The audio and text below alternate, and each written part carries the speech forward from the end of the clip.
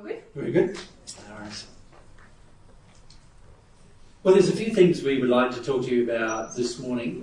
Firstly, just a little bit of background about the Paget messages that you've been provided with. Secondly, we would like to talk a little bit about the spirit influence you guys were under yesterday and why that occurred. And then we would like to talk to some spirits. So that's probably our plan for the morning. Yeah. Is that all right? Okay. How many of you noticed the spirit influence you were under yesterday? Everybody, pretty much. Yes, everybody. All right, so briefly about the books that you've been given, I just wanted to give a little history about them. So these books are published by a church in the USA called the Foundation Church of the New Birth. And part of the constitution of that church is that they cannot edit or change them in any way. Their sort of sole purpose is to distribute the messages as they were compiled when they were very first published. And the majority of them were compiled by Dr. Stone. And so this fellow, very serious fellow on the back, James Paget, he received the messages. He was a lawyer. He was a lawyer, and after his wife Helen passed, he opened up mediumistically a lot because he was longing for her, and he began to receive these messages. And Dr. Leslie Stone was a friend of his, quite a bit younger than him at that time, and he was present while a lot of the messages were received, and he's mentioned in the messages as well. And he's a doctor of chiropractic. Yes. He's a chiropractic. Yeah. After James Paget passed, James didn't have these published during his lifetime, and after he passed, Dr. Stone took it upon himself. He felt that the messages were very important, and he decided that he would like to publish them. So he firstly obtained them all from his children, from Paget's children, and which obviously took a bit of effort too, because Paget's children didn't see the value of them either. No, we're going to get rid of them actually. Yes.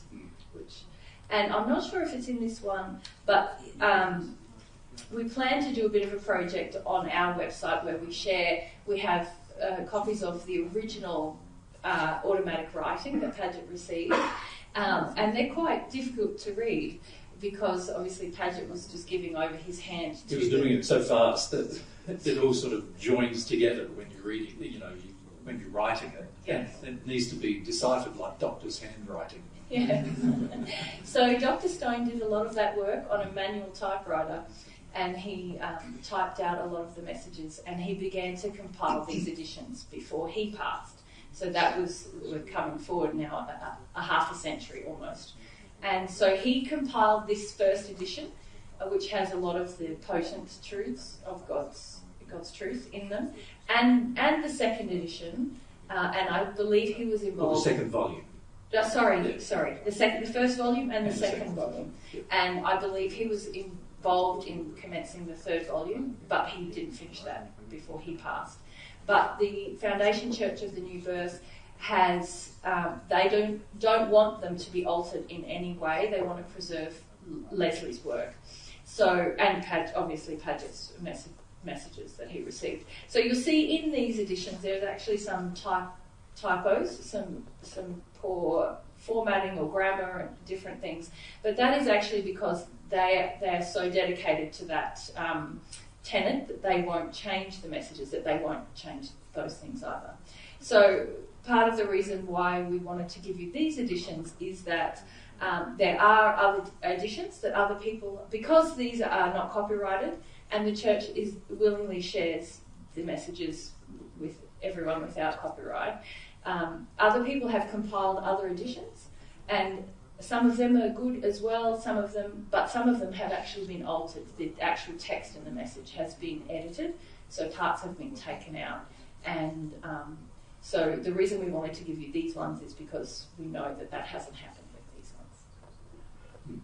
We actually have a project underway in Australia to create similar editions, so keeping Paget's order together, but just correcting some of the spelling errors and grammar, would be the only changes. And changing the formatting, changing the very, there's a lot of all caps text in here, and we're going to change that to bolded text probably, so it's a little easier to read. But we keep that emphasis in the caps was done by Dr. Stone, so not by the spirits and not by. But under spirit influence too.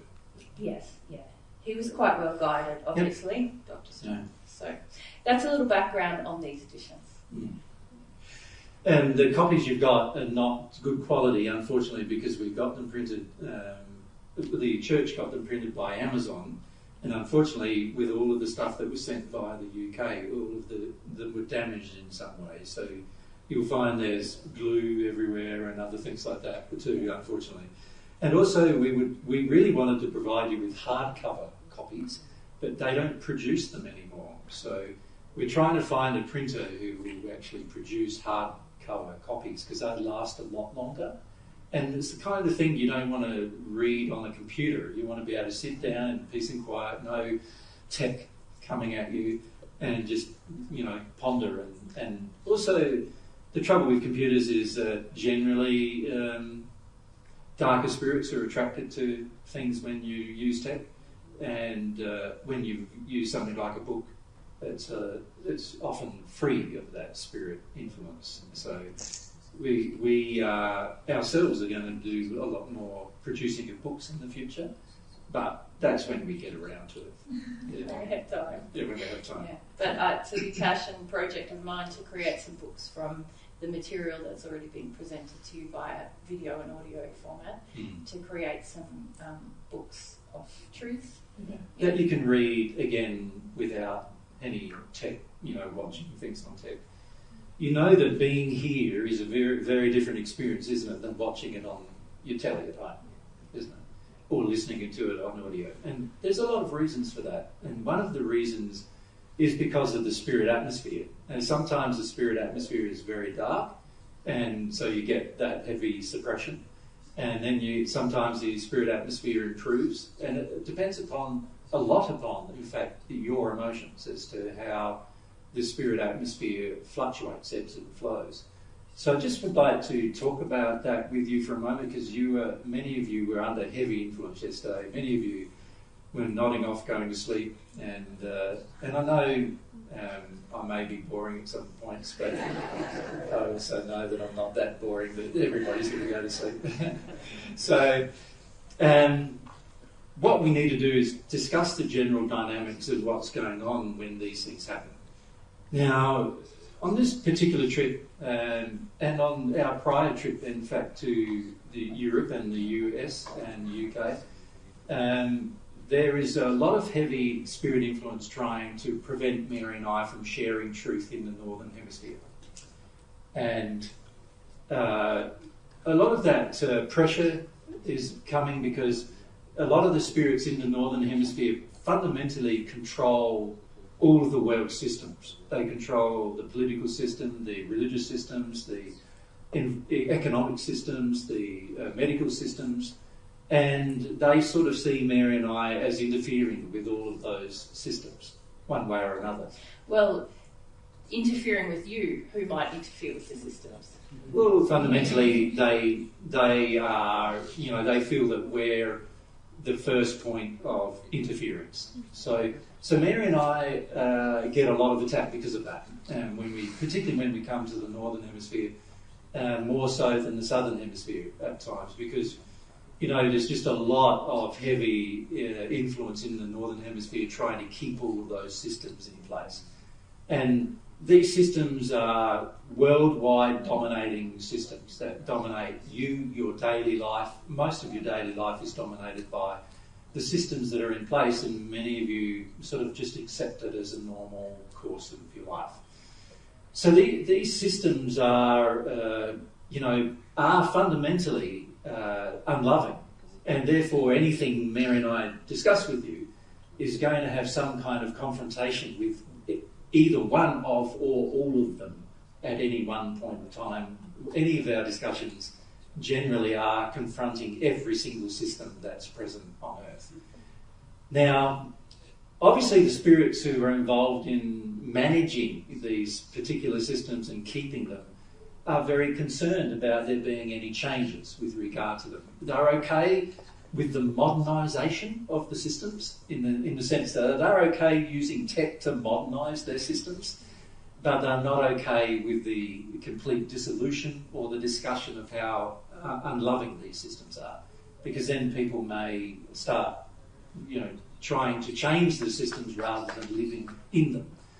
So what happens when Mary and I are travelling in particular, but also often when we're at home too, we get a lot of violent spirit attack. And by that, fundamentally, spirits are many millions of spirits around us at any point in time who basically want us dead and basically don't want us to share truth. And so this sort of means that Mary and I need to be careful about our arrangements, and we do take particular care about our arrangements so that, we're not exposed to unnecessary violence and other things like that. And also we take care of our arrangements for your sake as well, so that you're not exposed to unnecessary violence and attack. But of course, we can't prevent you from being attacked by the spirits. Only you can do that. And unfortunately, most of you are not doing that. Most of you accept attack by spirits. And the way you do it is you've learned through a lot of methods, but the primary methods you use are to do with what I would call shutting down yourself so that you don't have to bear the attack. So if we look at the general problems with spirit influences in our groups, you've basically got, firstly, myself and Mary, and I'll just draw us the circles here. You've got God, who would like the truth to be shared. You've got a whole bunch of celestial spirits, and I'll just call them CSs. Celestial spirits who also want the truth to be shared. But then you've got also these very, very dark spirits who are all in the hells of the spirit world, who control all of the earth systems. And they are aware that anything that we share will confront those systems. And so they're very, very concerned about that. So they try to firstly hurt and damage Mary and myself specifically. So their first point of focus is attacking us as much as they're able. So that means, attacking us on every opening that we might have left. And as we catch up openings, they can't attack us as much. And this becomes very frustrating for them. The more we deal with the attack ourselves, and the more we grieve it, and the more we process through our emotions about being attacked all the time, the less grief we have about it, and the less trouble we have with it as well. And we know it's happening, but we don't feel it personally as much. And this is very frustrating for them. And they're getting more and more and more frustrated about that as well. So yesterday I was under a lot of attack. Normally the kind of attack I'd be under, the average person would have died within 2 hours yesterday. So it's extreme attack. The average person on earth doesn't realise it, but most of their life is supported by the spirits around them because of their addictions and the spirits with them being in addiction with the people on earth. And so most people on earth don't experience that kind of attack. They have, in fact, the feeling of support from the spirits around them for the most part. And most of you are not used to even being in the vicinity of that kind of attack. So what happens is they attack us, obviously. You guys can feel their intent to attack us, but you're also very afraid that if you stand up and you exercise your desire, then the attack will then focus on you, right? So you want to come to presentations to learn, but you've also got, and this is happening worldwide, I must say, you've also got this underlying feeling is I don't want to expose myself too much to the world or to the attack. So if I can stay shy and retired and sort of not participate too much and not be involved and not be enthusiastic about it, then maybe I'll avoid the attack while I'm listening to the truth. is the general spirit. So anybody who comes to any of our events, so I'll draw all of you like a crowd of people, right, who come to our events, generally inside every crowd there is a strong fear of group violence. Do you understand what I mean by group violence? It's like if you're at a, like a footy stadium, and all of a sudden everybody starts getting angry at the stadium, and they start getting violent with each other and start hurting each other, and eventually it turns into a riot. The average person in that circumstance either turns to violence or they're terrified.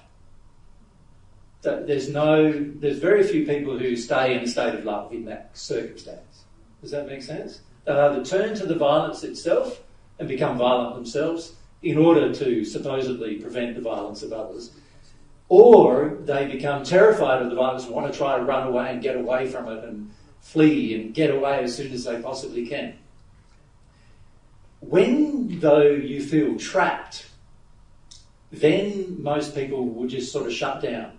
And what most people do under those circumstances is they just sort of try to shut down their desires and their wants and their feelings to the point where they just go numb. And I suppose you could relate that to the flight or fight or freeze responses that most people have to fear, right? What many of you have learned to do is to freeze. And this means that you start fundamentally shutting down your desires, your longings, your passions, your interest, your emotions get shut down in that place too. Now, in the process of sort of freezing, the spirits who really want to affect the event now have control of the event. Because there's little we can do to share truth with you when you're frozen, when you're no longer open. So we're talking, but it's like talking to a brick wall. It's almost no point to it. Does that make sense? Because everyone in the audience, or the majority, are quite shut down. So this is about how you deal with fear, actually. The fear of violent projection from spirits. Their intent is to harm you. And they want to harm you so that you don't listen. And it's all about controlling your desires to learn more truth and apply it. And they don't want you to apply it. They want you to, in fact, they're happy if you just come along and just stay numb to it. But if there's any danger of you applying it, now the intensity of their projections increases. Their rage at you increases. So now you're starting to feel not the same level of projection that we get. Obviously, their level of projection and rage at us is much more extreme. But you're now starting to share in that feeling, that you're going to get hammered as well. Now, the average person listening to divine truth doesn't want that. And this is where the average person listening to God's truth really starts to shut down.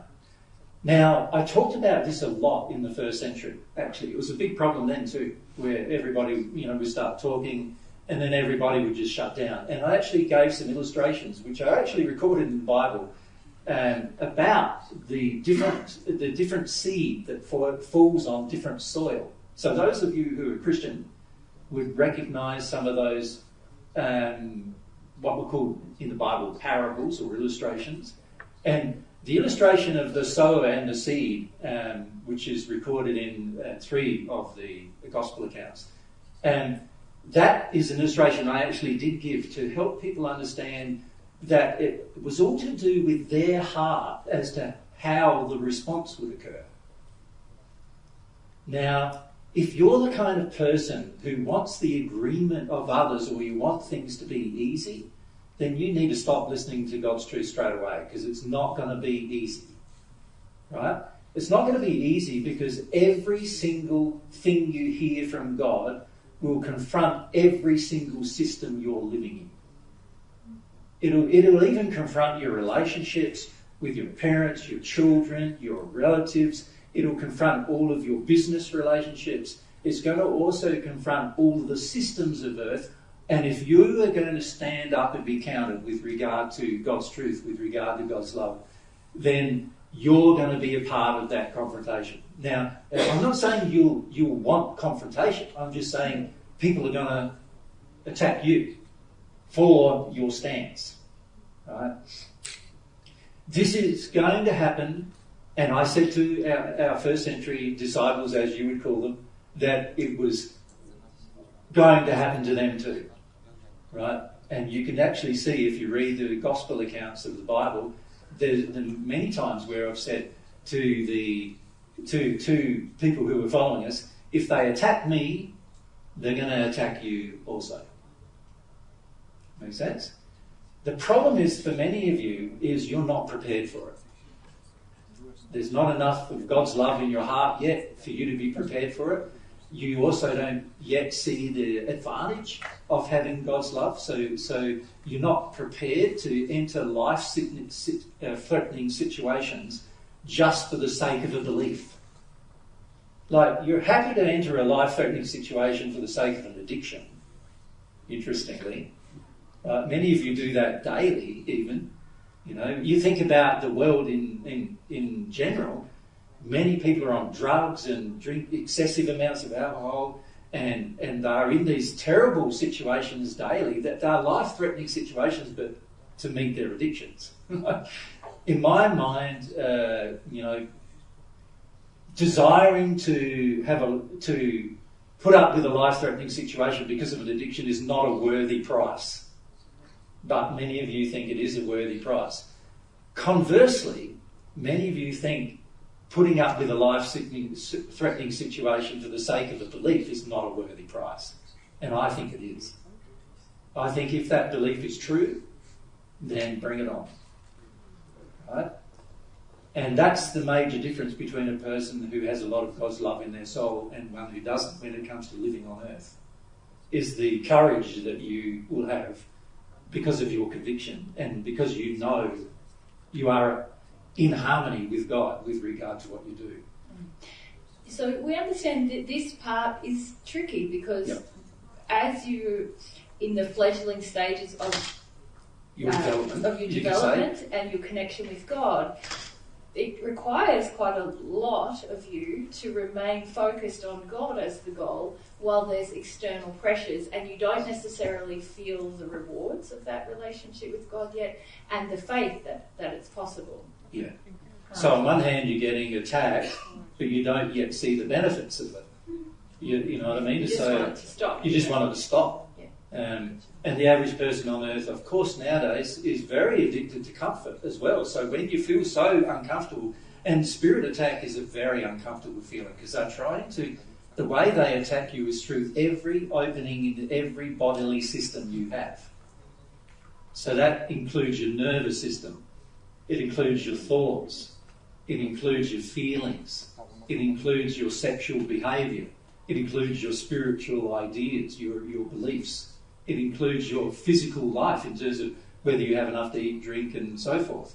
And so it includes every area of your life, you know. And a dedicated spirit who wants to attack somebody knows generally that they can kill somebody within a few days. Generally, just one spirit can kill somebody within a few days if they have a concerted attack upon them.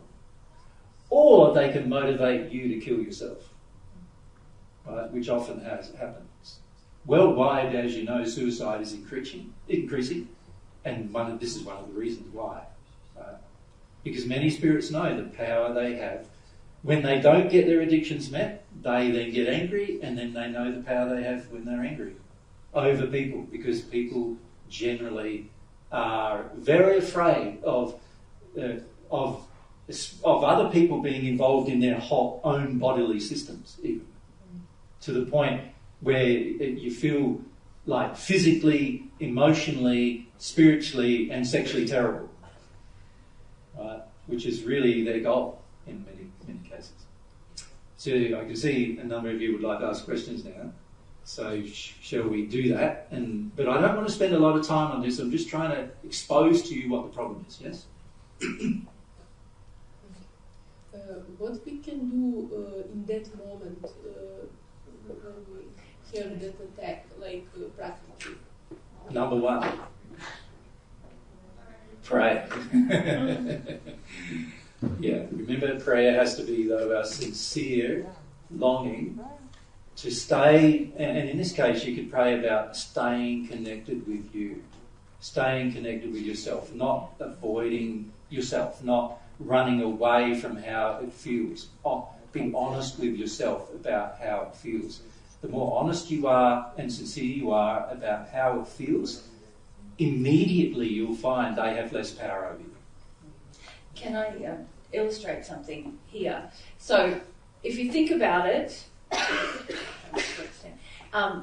so here's all of you, and you're coming to the Divine Truth Seminar. So Jesus and I are here, but we're trying to direct you towards God and your celestial brothers and sisters to help you to establish that relationship.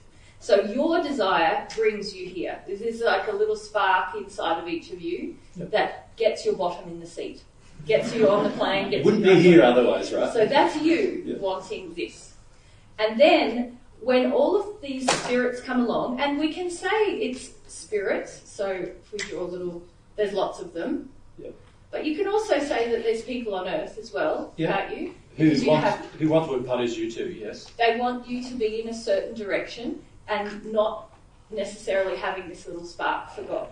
So then when you come here and they start to feel, this spark seems to be even growing a little bit here, or it has the potential to get bigger, this is going to confront all of those systems and also just the level of comfort I have with you being a certain way. These people might feel and these people might feel.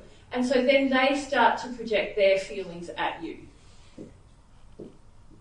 And what Jesus is saying is what most people do then is go, I don't want that spark then. They rub out their desire. That's going away because that's clearly what the problem is here. And then they think, I don't have any of those sparks anymore. I'm just, in fact, this is kind of annoying me now, these topics. Some of you felt like that yesterday. Yeah. But that's actually feeling these people's feelings and feeling the way that these people want you to feel. So that's why Jesus says to connect to yourself is very important because you have this in you, this little spark. Yeah. The intent of these spirits is to rub out that spark. That spark of desire or interest. interest. Now, it's very different if you come along to 5 or 6 seminars and you go, actually, I'm going to extinguish that spark. I'm not into this God thing. But if that was your decision not influenced by these people, then that would be your development of will. But what these spirits are trying to do, and sometimes these people on earth, is to extinguish your connection to your will, which is the precious gift that God has gifted you with, and come under the influence of their will. So that's why when Jesus says, pray is so important because all of these, God herself and all of our celestial friends would like to help you to develop your will, your spark of interest in God. But if you are only interested in the opinions and desires of others, they can't help you that much. As soon as you pray, this is your longing to continue your spark and for God and your celestial friends' sort of assistance in that process. But equally, it's very important that you connect to that spark in yourself, that interest in yourself, that desire in yourself. Yeah. Now, number 2 is deal with your addictions. So you can see here that if you have an addiction to avoid terror or avoid fear or avoid spirits getting involved in your body systems, then obviously that addiction is going to be easily influenced. All I've got to do as a spirit is just attack that area of you and you'll give up straight away. You'll stop doing what you do. And in fact, the average person with their addictions will go, I'm not comfortable anymore. So I'm not comfortable going there anymore. No, it's intense at our seminars. It is. There's a lot of very intense spirits who are very intent on trying to destroy any interest you have in God's truth, right? And there's good reason why they are that intent, and the good reason from their perspective, is that you may, if you engage your intent further, you may then make things more loving in your day-to-day life, and that will influence others, and then there'll be like a snowball effect if that happens, and they don't want that to happen, because that would mean there would be less and less power and control that they then have over the systems and keeping their systems in place. So they know that the very best time to stop something is at its beginning. When this... Does that make sense to you? Do you understand why? Because this is small. Imagine it grows. So if you've got a tiny little grows. desire, the best time to stop somebody is when they have a tiny desire. When it's that big. Does it make sense? Because if they have a huge desire, like how are Jesus' they going to desire? stop you? You know, how's anyone going to stop Jesus? Yeah. We all know it's instoppable. The only way to stop me, the Spirit's worked out in the first century, the only way to stop me was kill me. Right? And if all of us have that sort of, eventually have that kind of inner strength, then of course nobody can really stop you from doing anything unless they choose to kill you. And in this environment where we live, that'd be like a mass murder, and that would be like, people would know. You know what I mean? Back in the first century, you could sort of get away with that to a degree. But not so much nowadays with the laws that we have nowadays and so forth. Right? So when the desire is tiny, which is, you could say, the beginning of your desires, that is your most dangerous time.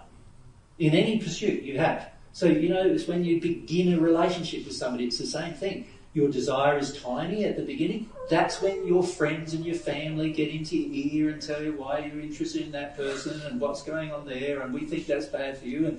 And if you let all of that happen, then of course you'll feel like, oh, I'm not interested in that person anymore. You know, you modify your desires to please the addictions you have, right? So unless you actually deal with some addictions about violence, so some of the addictions about violence are, I'm terrified of it, I want to avoid it at any cost. My feelings about violence are, yes, I like to avoid it, I don't think it's a good thing, but not at any cost. If the cost is my principles, I'm not avoiding it. Does that make sense?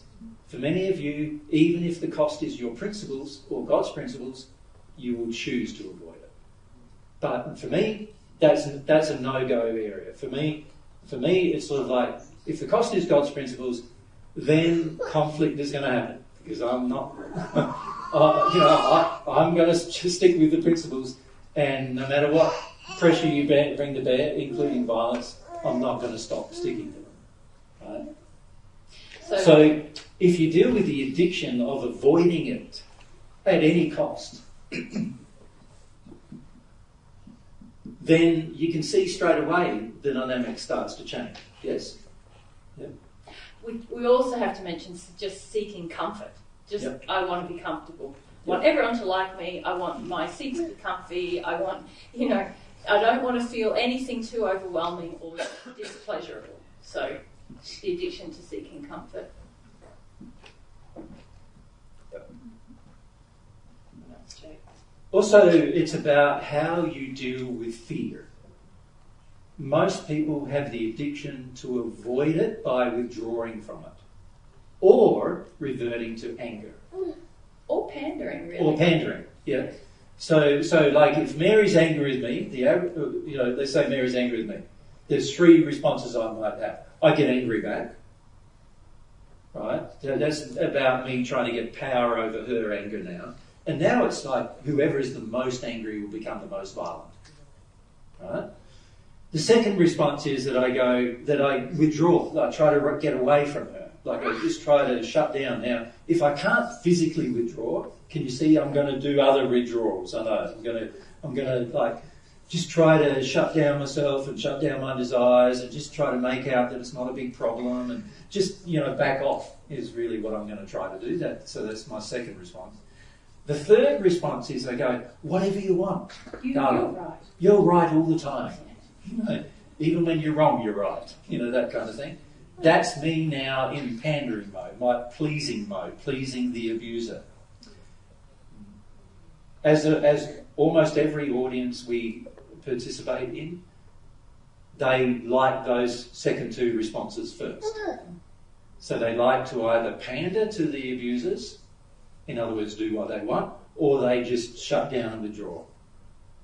Yesterday, you had a mixture of those two things. Yeah. So, and when you're in the audience, then when you do those two things, you either feel very bored, you know, this is you shutting down. Well, I'm not even bored. You try to stay interested. So I can see some of you going, I'm trying to concentrate. You know what I mean? Like, it's just like, we're trying to concentrate, but it's like... Very sleepy. I'm asleep. Yeah, it's sleepy. And then sometimes you feel critical. And that's when you're agreeing. So this is when you start to, this attack that's coming here, you start to attack as well. That's right. Because you just want them to quiet down, like calm down. This is, and you start to, this can be very confusing when you're listening to Divine Truth because you can feel so passionate about the topic. When you're and then all of a sudden you're like, I don't even know if I get this. This is stupid. Yeah. And a lot of that is because you are trying to manage the feelings coming at you so much that you end up just going, maybe they've got a point. I'll agree. You know. Yeah. So that's when you feel. And you've also got to be careful because you can start seeing these people as the cause of your problem. You know what I mean? The very people who are trying to share God's truth with you, you start seeing they're my problem. They're the reason why I'm feeling bad. You know? And in fact, this is something that spirits are very clever, like dark spirits are very clever at doing, is getting you to sort of start to feel that it's not the violent people that are the problem, but it's the people who are exposing the violence that are the problem. This is a worldwide problem. It's a worldwide phenomena. You'll see it on the net playing out all the time, in fact, is that when somebody is standing up for something, they get a whole heap of attack themselves generally. And the reason why they do is not just because the people disagree. Often they might even agree, but they just don't like where it's headed and are scared of where it's headed. So they prefer to shut the person who's sharing it down rather than actually stand up with the person who's sharing it. You understand? Now, what you're going to have to, you're going to find this as a general thing. If you get to the stage in your life, in your future, and many of you will, by the way, because we see this happening all the time, where you start feeling that I'm your problem, you're already there. Right? Because I'm not your problem. I don't manipulate the will of others. I don't deceive others. I'm honest with everybody. I treat everybody in a loving manner. I never treat them badly. I'm always interested in helping the other person, whoever they are, whether they're listening to God's truth or not. And so if you start thinking I'm the problem, you've got a big problem. The big problem is you are now pandering to violent people. That's the big problem. You're now pandering to people who are violent in their suggestions.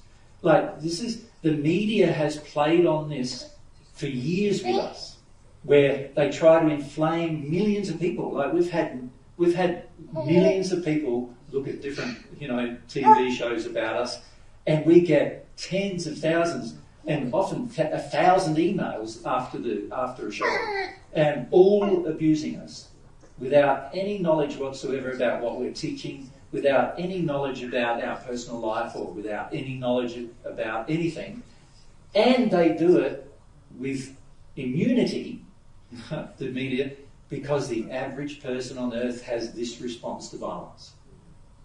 And the media has so much potential violent power that the average person on earth is absolutely scared of them. Right? And we see this happening all the time. The problem for you is, as Mary pointed out, if your desire is just at its beginning, and then you're already under this attack, can you see that's the time when you're probably going to give up your desire the most? Right? And that's what we notice. That's what we notice. There's very few people who are able to bear the attack or to even see what its cause is. So what I'm trying to do with you is to expose to you its cause so that you're at least aware. And it's very important, those of you who read the messages, I think the messages we highlighted one in particular, talked about this amazing gift of free will that was given by God to every single one of us individually. And if you reflect on what Jesus is saying, whether your desire for divine truth is extinguished very quickly because there's opposition to it, or your desire for anything else, this shows is extinguished because you receive opposition or disapproval or potential threats and violence. This shows how much your gift, this sort of sovereign gift of free will that God has given to you, is being hijacked. It's that you are not owning that gift. You are not embracing that gift. You are not reaching your potential as God's child, whether it's to become a natural man or woman or a divine one. That it's so important that even if you stop listening to divine truth, that you understand that your free will is very, very precious, and it's very important to you and to God how you choose to use it. And if you always give it up because somebody else is threatening you or going to harm you or withdraw their approval, or for most people it's just somebody disagreed, didn't like me, disagreed, and people give up their will just because of that. Yeah. It's a very important thing that it's just being eroded all around the world in all different avenues of endeavour, whether it's spiritual, emotional, physical or sexual endeavours. Yeah. So, if every system on earth can get you to become almost like an automaton, where, so let's look at the medical system, the economic system, the political system, the, educational system, and so forth. If every system can get you to believe that you really don't have any more say about any of those systems, and all you've got to do is fit in with them, can you see fundamentally those systems have taken over your whole life? They've taken over your desires, your conduct, your beliefs, everything, right? Once you get a person into that state, most people on earth, once they're in that state, stay in that state for the rest of their life. And it's only when they pass in the spirit world that, even then, they stay in that state, oftentimes for a long period of time, without any exercise of will, because their will has been so suppressed while they're on earth that they've learned to just put up with it. Right? And so when they arrive in the spirit world, they arrive wherever their soul condition demands they will be, and they just go, I'm going to put up with this too. I'm not going to take the opportunity to grow. I'm not going to take the opportunity to learn. I'm not even going to exercise the desire to do such things because I've already had all of that desire. I'm so scared of exercising any desire now that I don't want to exercise any. And the biggest problem in the spirit world, which is happening right now, is that when people pass, most people are passing without desires. They've let everything else overcome their desires to such a degree that they hardly have one themselves. And it's very, very hard to teach a person like that, because to teach, you need the beginning of the desire to learn in the part of the person as the student.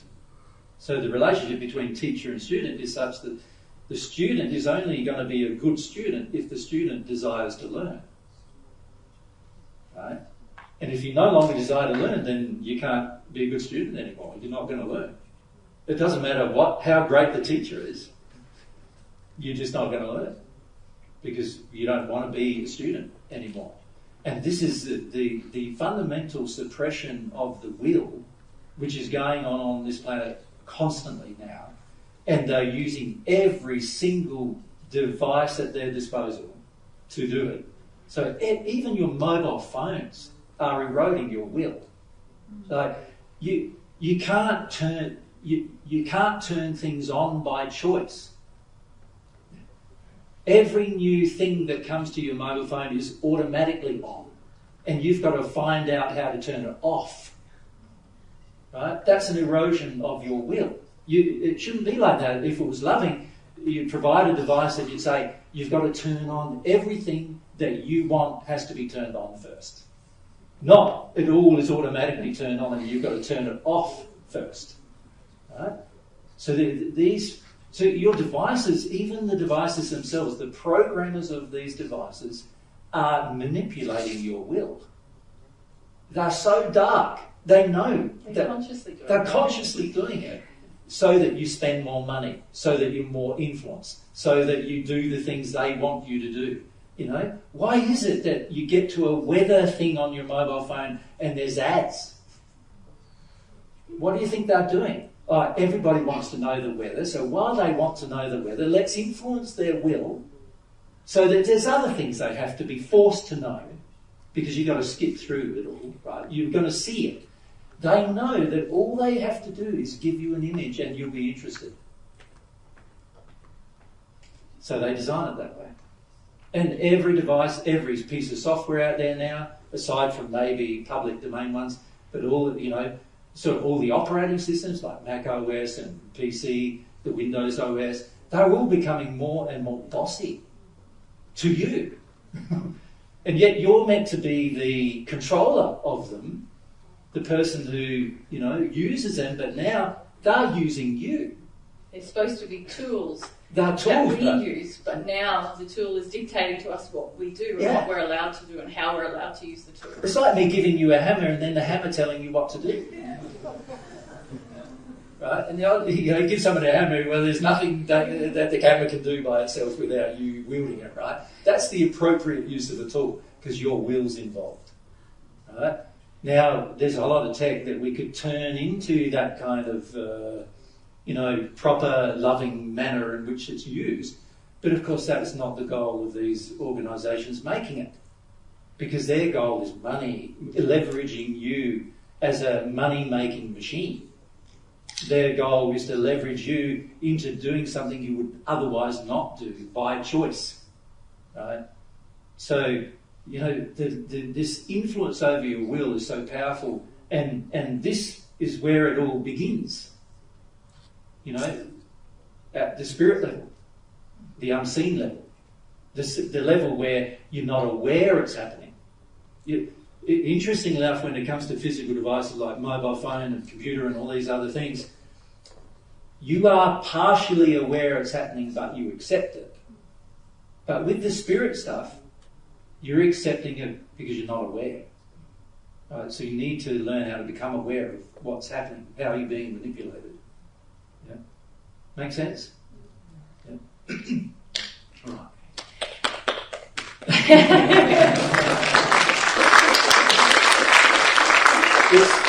You will find, if you're conscious of this, when you come to one of our seminars, you'll feel more emboldened to participate. You'll feel more engaged. You'll feel the atmosphere is lighter and brighter.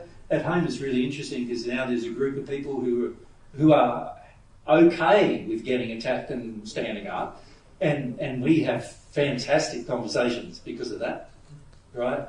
And any of you who visit, you get to experience that as well. And the main reason why is because many of them now have learnt, yes, a part and parcel of our involvement in God's truth is that there is a lot of opposition on earth to God's truth, and we're going to have to learn how to deal with it in a loving manner. And hold on to what is me and what is coming at me, and understand, is what I'm feeling now a response to what's coming at me, or is it my feeling? Yeah. So we're not suggesting to you stop listening to us, to keep listening to us under all of your possible ways of thinking, because what Mary pointed out earlier was that if it's really your desire to stop listening, then stop listening. That's very important for you to do. Yeah. Because whatever your desire is, you need to know it and acknowledge it. Yeah. So if you have a desire to stop listening, then stop listening. We're perfectly comfortable with you. We're not going to chase you down. There'll be no breakup letters from us. Right? We still love you. Yeah, we're still going to love you, and you can do whatever you want in your life. And we're not interested in controlling your life in any way. We are interested in influencing you towards having a relationship with God. Right? But we're not going to force you into that. We're not going to chase you down to force you into doing it either. We're just going to say what we say when we're in your presence, and then when we're not, we're not. Right? That's all we're going to do. So That's going to be our behaviour with you. So don't bother sending us a breakup letter either, because that's trying to influence our will, and we don't appreciate that. Right? So when you want to leave, leave. Whenever you want to come, come. We're okay with you doing either, right? What is the problem is many of you don't come because of influence. You'd like to come, right? But your family, your friends, the spirit is around you, the spirits that are controlling this kind of environments, oftentimes of truth, these kind of spirits influence you to not come, don't want you there, right? And the problem we see is when you're influenced by it, you don't understand what's going on, and yet your spark of desire, as Mary pointed out, that little spark of passion that exists inside of your heart is now being extinguished by the pressure. And when we see that, we go, that's really sad, right? The only way real change is going to happen on this earth is that many, many people have an engagement of their desire to love more, and they do that with passion and without any concern for their own welfare. That's the only way change is actually going to occur. The reason why it requires having no concern for your own welfare in following your passion is because the average person wants to suppress your passion. And so it's going to require some effort on your behalf to exercise a passion in harmony with God's principles. Yeah. And guys, when you do that, it doesn't matter. I mean, if you do this in relation to God's truth, you are going to be a pretty unstoppable person in every other area of your life. Yeah. But even if you do it in one area of your life, to own your will, to own your desire, and to express it in harmony with love in any area of your life, if you do that, you become a very strong person who is more connected to the personality that God created. Yep. So we'd encourage you to do that. We're not saying to you stay with divine truth the rest of your life if that's not what you want to do. But what we're saying is many of you get influenced away from it very easily, even though there is that spark of desire within. And you're not aware of what influences around you, and so you just passively agree with them. So if you think about it yesterday, the majority, 85% of you were sitting here because there was that spark in you that brought you here, and then it was almost like you were hardly here. Yeah. And found it very difficult to engage and very difficult to feel that spark when you were here. And we didn't raise this with you yesterday because it's better for you to feel what it feels like for a bit, to feel under attack and to feel under like this pressure and to feel the general spirit and vibe for a certain length of time and feel how uncomfortable it is so that you're aware and you can recognise the symptoms. Does that make sense? This changed my life, guys. When I started to feel a difference between me and my response to spirits, which is still me, it's still my response, but whether I was going numb or pandering or withdrawing or getting angry myself. Or angry with others. Or angry with, I said angry with myself. Yeah, I meant not with myself, with others. I was very good at getting angry with others. And yourself too. And myself. Many of you do that too. Very hard on myself. Yeah. It changed my whole life. Understanding, there is unseen people who are projecting at me, and I'm responding in a certain way, and I have a choice over that response, and I even have a choice of who I listen to.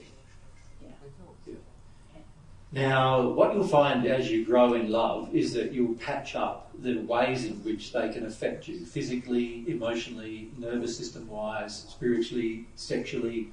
All of these ways that they can currently influence you get patched up as you grow in love. And so you'll find that you get stronger and stronger and stronger and stronger and can handle things more and more, and you can handle more. So right when I began this process in this life, I doubt whether I could have handled 5 spirits doing it, to be honest. I was so wanting people to approve to a degree, less so than Mary has, because Mary's been educated by her parents to really do that a lot because my parents didn't care very much. So my parents didn't care fundamentally what I did. So I did learn to exercise my will to a degree, but even with that, I used to, when somebody got violent, I always tried to, calm them down and pacify them and everything, rather than saying, you're just violent, I need to, either leave you or you need to get out of my sight, sort of thing, I don't have to pacify a violent person. They need to learn how to, why they're violent, I don't need to calm them down, that kind of thing. Yeah. So, but it's taken me ages to learn that, but only by receiving more of God's love and dealing with my own addictions have I learned how to deal with that. Yeah. And the other thing to Sandra's question, when you're in these situations, pray, look at your addictions, but also you can have this reflection of what am I? A lot of you withdraw and went numb and tried to actually get away. In your spirit self, actually, you tried to get away. But if you can be present... So 2 other things, obviously. So Mary's now talking about what quality? Yeah. Be humble to how you feel. Just really feel it, you know. How do I feel? And that also helps you to gain sensitivity to what is going on. Yeah. Is it my feeling? Is it somebody else's feeling I'm receiving? And how do I feel about that feeling? A lot of times it's frightening, and we go, I just want to get away. Yep. 2 more things, really important. 4, focus on what is true. What is the truth? I'm getting attacked, not I'm just sleeping. There are times when you're sleepy, right? Usually it's later in the day. Do you know what I mean? You get to 4 or 5 o'clock at night and you've been up since 4 in the morning or whatever, now you might be starting to get sleepy. But if it's 9 o'clock in the morning and you're sleepy, then obviously you either had a bad sleep the night before or something else was going on. Be more focused on what is going on around you spiritually. What is the truth of what's happening spiritually? What kind of pressure is being brought to bear spiritually upon you? Because remember, the spiritual part of you is your biggest part. So whatever is going on spiritually is going to have the biggest effect upon you. Right? The 5th thing is learning to develop a quality which we talked about before, faith. Have faith that God wants to help you through this. God wants you to stay with your will, to learn how to use it properly. Have faith that that's a good thing. So when you have a desire to do something, do it. Make sure you don't give it up easily. Do it and then measure the results. If the results turn out to be a lot of people attacking you, don't go, it must have been bad. Firstly, analyse that with the truth. Was it a good thing that I was doing? I thought it was. And if it remains so, why would you give up doing it even if you're getting attacked? Don't presume that just because you're getting harmed or attacked, that it means that you're a bad person and you did a bad thing. Right? There's lots of people on earth and who have historically on earth been attacked doing good things. Yeah? And in fact, more people have been attacked doing good things than there has been people being attacked for doing bad things. Right? So, bear these things in mind when you are in that situation. Make sense? Yeah. So, there's just a few questions. So, we go. Nicolene or Pierre? Pierre first. Pierre and then Ross. Yeah. I remember when I was going to Australia, to Wilkesdale, every time I was coming in the area, I was hammered. I was just... Yep. Many of you, that happens even you contemplating to come to an event. Yeah. You get hammered. All of a sudden, things ramp up in your life. Many of you would have already noticed that, yes? How many of you have noticed that? So you're already noticing that people get into you, you get attacked on this issue, all of a sudden something that was easy becomes harder. This is the unseen influences around you trying to influence your will to not do it.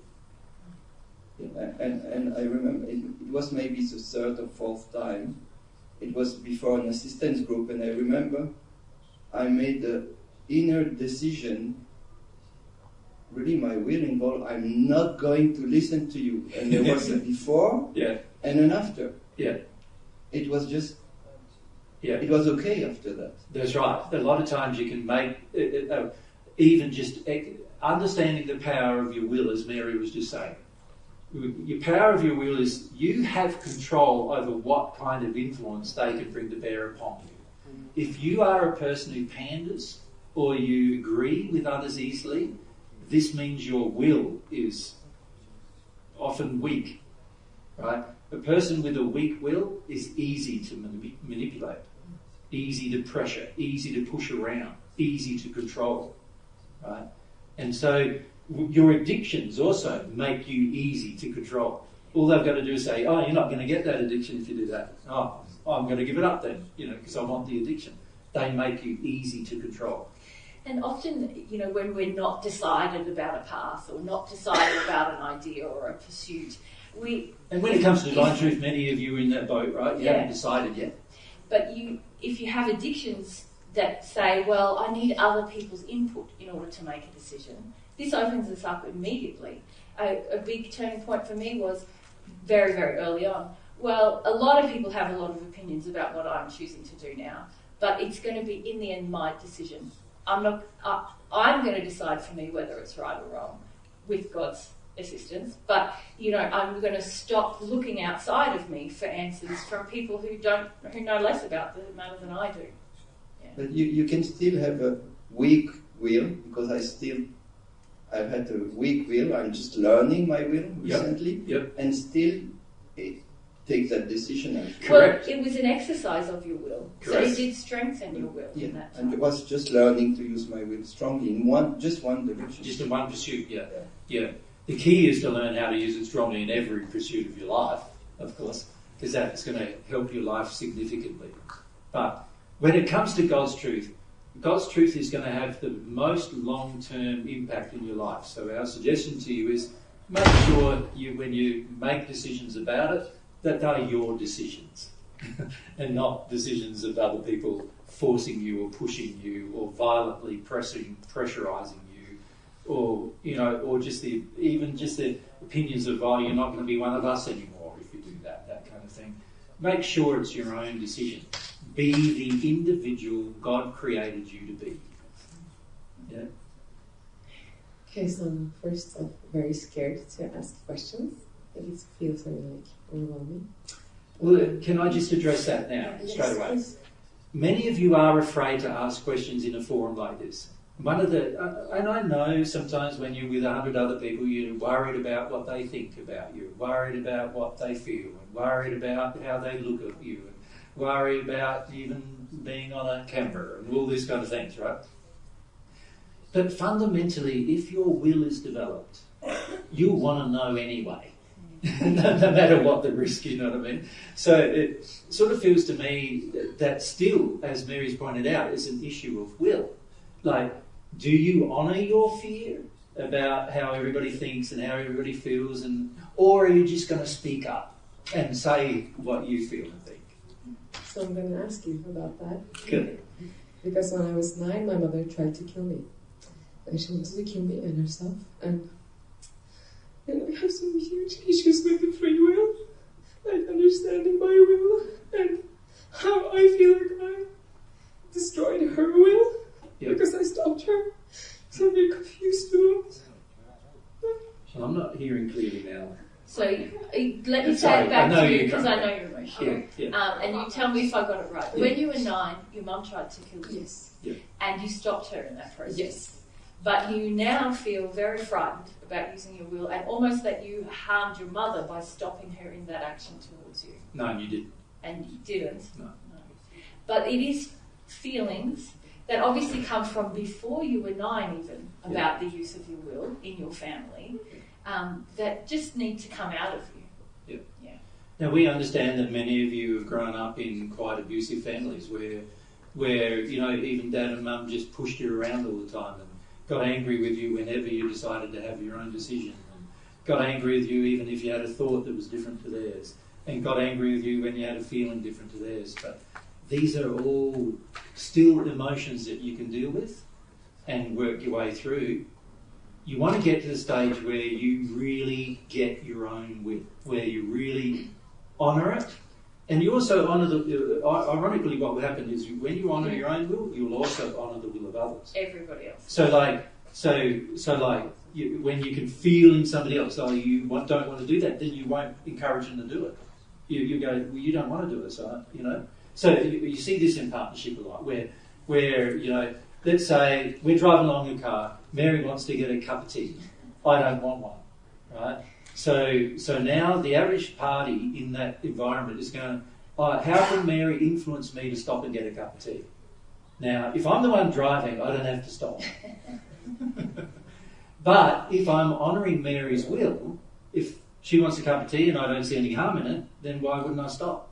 If I don't see any disagreement with the principle, God's principle. But when we met, I used to feel like it needed to be both of our desire in order for it to happen. Yeah, and that's Mary now knows all she's got to do is tell me and I'll stop. I don't really drink tea anymore, but No. you know, I used to on whatever the issue is, that it's my responsibility really to speak up about my desires. But can we go back to, you know how you're feeling quite panicked and worried about this? Don't think, guys, that you're just going to be able to go, like Pierre's example, as he acknowledged himself, is a very small example of him making one decision in his life. And to be honest, you're going to have a lot more emotion than that to deal with it properly. As you encounter him now, to fully embrace your will, you're going to have to go through these panicky, I've had many panicky feelings, worry, going into guilt rather than feeling my fear. You'll have to learn how to feel fear. Feeling preoccupied, feeling unsettled, feeling I must be sinning, and having to continue to do all the things that we've said here. Yep. What is my addiction? Am I connecting to God? Am I seeking God's truth here? Am I being humble to everything I feel, not just avoiding it? And do I have faith in what is right? Yeah. You know, the principle of what is right, not just faith in my fear. Because many of you have faith in your fear. In other words, you believe your fear is real and you have faith in it. You believe that, whenever my fear comes up, I've got to do something, right? But you don't have faith to feel it and just not listen to it anymore. You don't have faith in that regard. So you've got to learn to have faith in what is true as well, even though you're yet to embrace what is true. Yeah? So then the next thing is then, how do I actually feel my emotions? That's kind of the next thing, like how do I actually surrender into Well, you were just feeling it just 5 seconds ago before you started crying. But how do I stay in that? Because I can be in that for some seconds, but then I get out of it. I kind of want to stay in it for a longer time. Well, this is about your judgments and your feelings about your feelings and how you won't accept your own feelings and things like that. And that's stuff you need to work through for yourself. Yeah. In the end, you are able to go there because you just were there. So you're able to go there. You don't have an inability to go there, right? You're not somehow crippled about going there. But obviously, you know, you need to allow yourself to go there more frequently and feel the terror you have of that childhood event in particular. So better to have like small portions of it than... No, that's your fear talking. Yes. Okay. So, but as Jesus said, as you're going there, as you're in that place, other fears are coming up for you. Yeah. And so that's beliefs, false beliefs. And part of it is, even if I let this go, then I'm going to really use my will, and then Mum is going to really be violent with me. Yeah. So, you know, that's the little girl's belief. So and also I feel like if I'm going to receive God's love, I feel like she's only going to take it from me. Yeah. Like it's not And for these me, are it's all- for her. Yes. She can't though. She can't. No, She but that's a can't. belief, like it's a false belief. It's a false It's belief. a false belief. Often our false beliefs start playing out and then we justify them. Yeah. And then we justify them to ourselves. One false belief that just played out for yourself was, I just need a short period of time. I just need to do it gradually. You know, there's this false belief that you can't handle it all at once. Yeah. That's not true. Your soul's been designed to handle everything all at once. Right? So it's a fundamental false belief to think you're going to have to dribble feed yourself. Yeah? And there's this common concept in psychology. You know, you can't sort of confront a person with their past trauma. You know, because they get re-traumatized is the general wording they use, right? Not true. If a person's truly able to connect with their past trauma, it will be gone. Right? It's only when you try to dribble it out that's when you have further problems. And this is a lot about what we touched on this yesterday, where you have your feelings, and we talk about being humble and having your emotions, but then you have a lot of beliefs about what that state is. What's going to happen when you let all of your emotions be there. This feels difficult sometimes, letting go of these beliefs, but that's an emotional process as well. That layer on top, letting emotionally go of the fears and the false beliefs you have about emotion. And then you won't have to try. Then when something comes up, you'll feel it, you'll feel relieved. But it's interesting, even while you were just talking to us, it automatically started coming up, right? Yeah. So it's just there. It's just there. Yeah. It's just there, ready to come. You're ready. Yeah. You're ready to have it. Okay. Don't tell yourself you're not, because it was there. You're ready. Right. It's right there. The hardest time I find is when you're clueless. Now, that's harder, because then you got to work through your cluelessness. You got to work through, I've got no idea what's going on. That's harder than knowing what's going on and connecting. That's real easy. Right?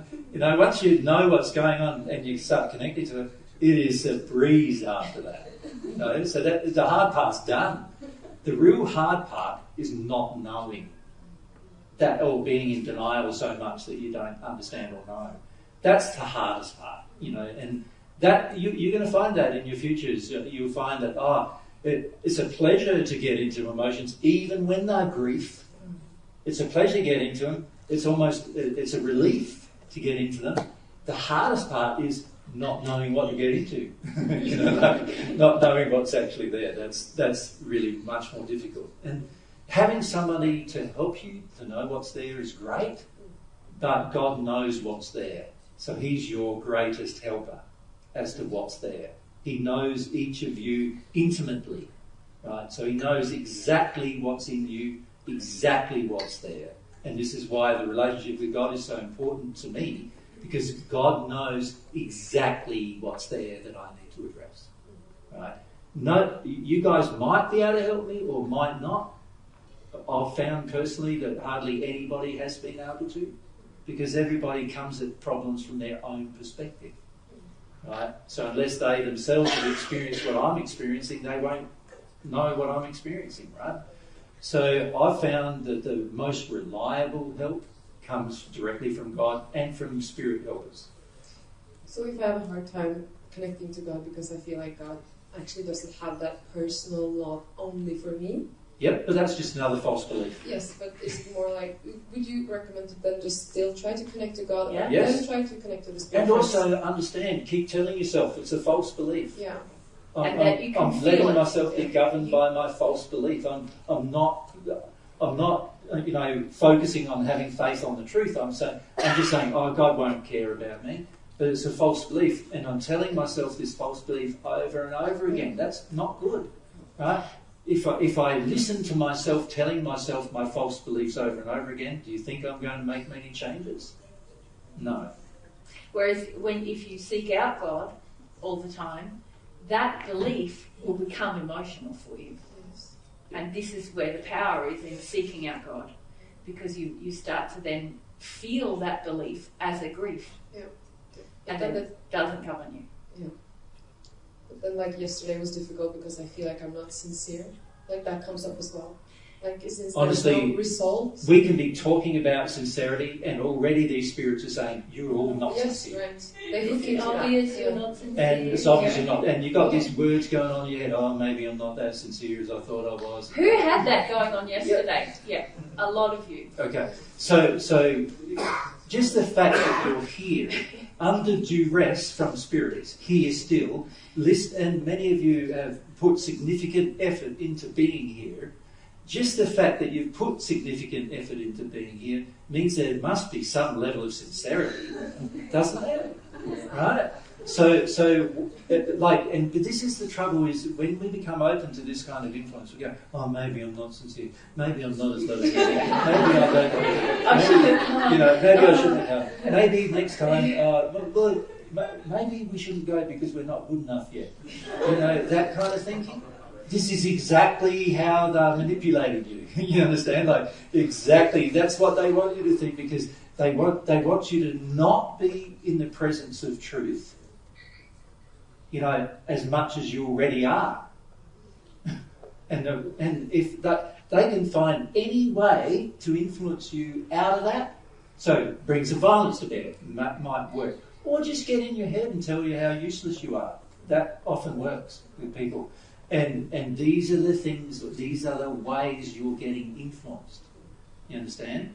And by listening to this influence and by not understanding the dynamic of why it's occurring, you fundamentally are injuring your own progress. You're sort of going, it is all my fault, that I'm this bad and I can't get out of it anymore, and so I might as well not go. I might as well just, what do they say? There's some. I won't mention it. There's some things that from my past that I've. Oh yes, I know what you mean.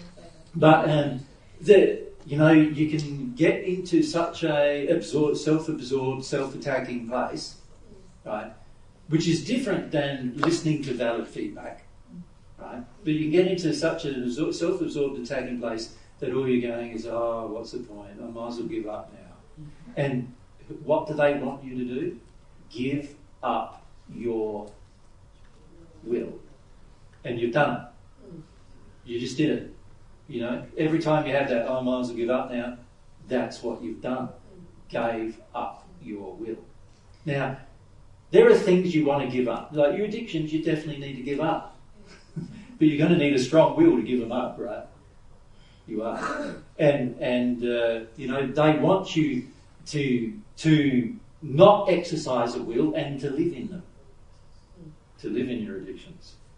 And that includes your addiction to avoid violence under all cost. Right?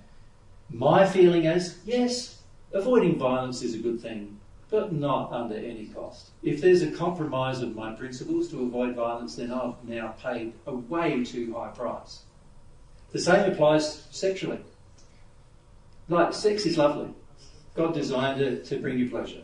But if you've got to compromise principles to be involved in it, then it's too high a cost. Too high a cost. Right? The same goes with your spiritual beliefs. There are many spiritual beliefs that, sound good, seemingly. Or sound harmless. Sound harmless. But do they force you into giving up principles? Because if they do, it's way too high a cost. Right? And they'll say they can't be in harmony with God because all of God's truths are based on principles. Right? So if you fundamentally also adhere to principle in your life, whatever fears you have doing it are going to come up for sure. There's days you're going to be frightened. Sometimes, we get ourselves into all sorts of situations, and where there's thousands of people upset with us. And so, they're frightening situations at times, where particularly when people get spirit influenced, because, they get potentially violent. We've had so many people coming up to us wanting to kill us. I've had even one little child, 12-year-old child, tried to stab me with a knife, under spirit influence. So these, situations occur, but, if you adhere to principle, everything works out in the end. So before I left Norway, I read a message from Helen to Paget about not all of God's children will want to become inhabitants of the celestial spheres. Yep. They would just be happy with being in the natural love path. Yeah. And I wondered how, because we're all created equal, so we all have the same outcome. Yeah. So what creates that? What is the difference? That some your will. Yeah. It's only your will. So that there's no predetermination by God or by your personality or any other factor that would cause you to decide, I don't want to have, God's love in my life. It's only your will. This is why your will is such an important thing to learn, because it's only through your will that you can receive God's love, right? And there's many people who have heard about receiving it and do not exercise their will to receive it, right? They even have seen people who seemingly are extremely happy, and yet they think it's not for them, right? Now, that is an exercise of your decision, your will. This is why your will is such an important thing to God, because without your will, you will not be able to receive God's love. It's your will that's going to cause you to have a sincere longing. You can change your longing. You can say, oh, it's not that sincere at the moment, and there's not very much of a longing, but I can change that. If I can, and the way you change things often is by recognising the potential benefits that come from these things. So remember yesterday we tried to share with you some of the potential benefits that come from a relationship with God versus not having one. And some of those potential benefits include the fact that when you don't have a relationship with God, you're a limited being. When you have a relationship with God, you can become an unlimited being, an angel, a divine being, right? These are big advantages and in the learning of this you go, wow, do I want that? Or do I just want to end up being bored 150,000 years' time? Because I know people who are 150,000 years old and they are bored. They're happy, they're seemingly happy in their day-to-day life, but they feel bored and they're worried, right? They still don't want to accept God, interestingly enough, because they don't think that's the solution. They think there must be some other solution. There must be some way that I can do it myself, right? And I've met many like that. Conversely, I've also met many who've been bored for a few thousand years and go, I'm really bored, I want something different. And then when you share something different with them, they go, fantastic, that's what I'm going to do, and they make that decision. And what I'm suggesting to you guys, well, don't wait 2,000 or 150,000 years to make the decision.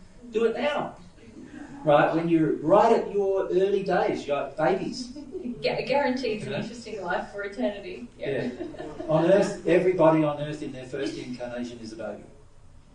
You only lived a short period of time in comparison to what you're going to live. So make the decisions early if you can.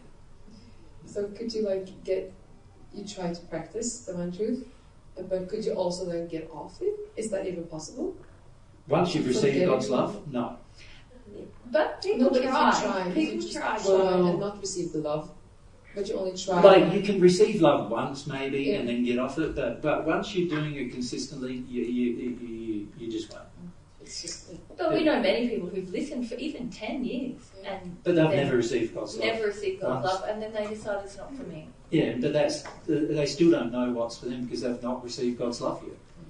So that unfortunately they're making a decision without even knowing the consequences of their choice yet. The majority of people who've listened to Divine Truth for 15 years haven't received God's love once. So until they do, they're not going to know what they're missing. And so we'd encourage you to at least receive God's love once and then know what you're missing and then decide whether you want to continue or not. Yeah, that would be the better course of action probably. Right. But unfortunately many people who make the decision not to receive God's love and not to put into practice the principles that cause you to receive it are making an uninformed decision, which is sad. At least be informed when you make a choice.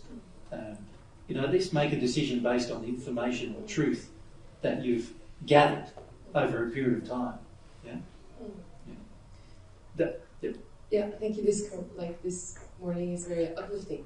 Yeah. Compared to yesterday. Well, it's no more uplifting than yesterday was. It's just that you're under less influence now than you were yesterday because we've raised the issue. Yeah. But yesterday was pretty uplifting, but most of you didn't feel that way because you were getting this dynamic occurring, right? And you were getting shut down, distracted, going to sleep, all sorts of things happening because fundamentally you're afraid of spirit violence.